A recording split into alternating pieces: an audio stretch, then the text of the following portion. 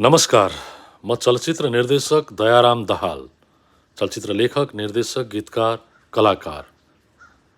मैले विगत लामो समयदेखि हाम्रो समाजलाई, हाम्रो संस्कृतिलाई, हाम्रो राजनीतिलाई, हाम्रो धर्म संस्कृतिलाई धेरै नजिकबाट नियालिरहेको छु र ती विषयमा मेरा आफ्ना धारणाहरू छुट्टै छन्। तर समाजको विषयमा मैले विभिन्न चलचित्रहरू मार्फत विभिन्न बेलामा आफ्ना मनका धारणाहरू सार्वजनिक गरेकै छु र पछिल्लो चरणमा आएर नेपालको जुन राजनीतिक स्थिति सृजना भएको छ, भदौ 23 गतेको जेनजी आन्दोलनले एउटा जुन आवाज उठाएको छ, भ्रष्टाचार मुक्त समाज, सुशासन युक्त समाज, सामाजिक सञ्जालको स्वतन्त्रता लगायतका कुराहरू उठाएर जुन आन्दोलन भएको थियो र 24 गते त्यो आन्दोलनको आवरणमा जुन विध्वंस भएको थियो, त्यसपछि मैले हरेक दिन सामाजिक सञ्जालमा सयौं विश्लेषकहरूका, सयौं बौद्धिक विश्लेषकहरूका चाहिँ विश्लेषणहरू, विवेचनाहरू, समाजका बारेमा गरिएका भविष्यवाणीहरू, यावत कुराहरू हेर्दै आएको छु। मलाई कता कता कस्तो नरमाइलो लाग्यो भने हाम्रा बौद्धिक भन्नेहरूको मनमा एउटा शुद्ध बौद्धिकता देखिएन।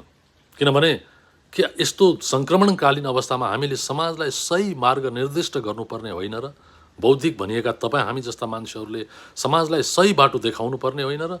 झन् मान्छेको मनमा भोलि यस्तो हुँदैछ, रातारात यस्तो भयो, भोलि बिहान यस्तो हुँदैछ, फलानु यस्तो उस्तो त्यस्तो भनेर जुन अफवाह फैलाएर विश्लेषणका नाउँमा जुन प्रकारको आम मानिसमा एउटा त्रास सिर्जना गरिएको छ, यसलाई म विश्लेषण कदापि मान्दिनँ। किनभने विश्लेषणले देशको जीवनमा बल प्रदान गर्दछ, आम मानिसको जीवनमा शक्ति प्रदान गर्दछ, उत्साह प्रदान गर्दछ, उत्प्रेरणा पैदा गर्दछ।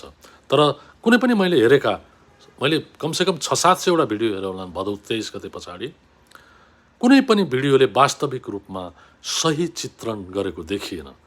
सबैको मनमा एउटा न एउटा तुस छ। कसैलाई सुशीला कार्कीप्रति रिस उठेको छ, कसैलाई अहिलेको गृहमन्त्रीमाथि रिस उठेको छ, कसैलाई केपी ओलीमाथि रिस उठेको छ, कसैलाई प्रचण्डमाथि रिस उठेको छ, कसैलाई शेरबहादुरदेखि रिस उठेको छ, कसैलाई रवि लामिछानेदेखि रिस उठेको छ, कसैलाई राजा ज्ञानेन्द्रसँग रिस उठेको छ।